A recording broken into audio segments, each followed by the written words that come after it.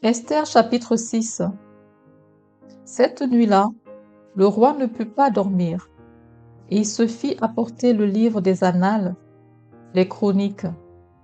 On les lut devant le roi, et l'on trouva écrit ce que Mardochée avait révélé au sujet de Bigthan et de Téresh, les deux eunuques du roi, gardes du seuil, qui avaient voulu porter la main sur le roi Assuérus.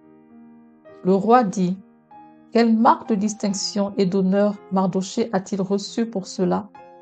Il n'a rien reçu, répondirent ceux qui servaient le roi. Alors le roi dit: qui est dans la cour? Aman était venu dans la cour extérieure de la maison du roi pour demander au roi de faire pendre Mardochée au bois qu'il avait préparé pour lui. Les serviteurs du roi lui répondirent: c'est Aman qui se tient dans la cour. Et le roi dit: qu'il entre. Aman entra, et le roi lui dit: que faut-il faire pour un homme que le roi veut honorer? Aman se dit en lui-même: quel autre que moi le roi voudrait-il honorer? Et Aman répondit au roi: pour un homme que le roi veut honorer, il faut prendre le vêtement royal que le roi se couvre et le cheval que le roi monte et sur la tête duquel se pose une couronne royale.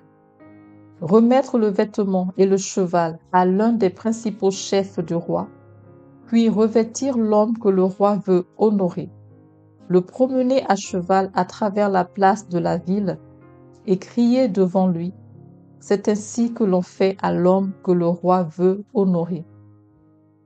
Le roi dit à Aman: prends tout de suite le vêtement et le cheval comme tu l'as dit, et fais ainsi pour Mardochée, le juif, qui est assis à la porte du roi. Ne néglige rien de tout ce que tu as mentionné. Et Aman prit le vêtement et le cheval. Il revêtit Mardochée.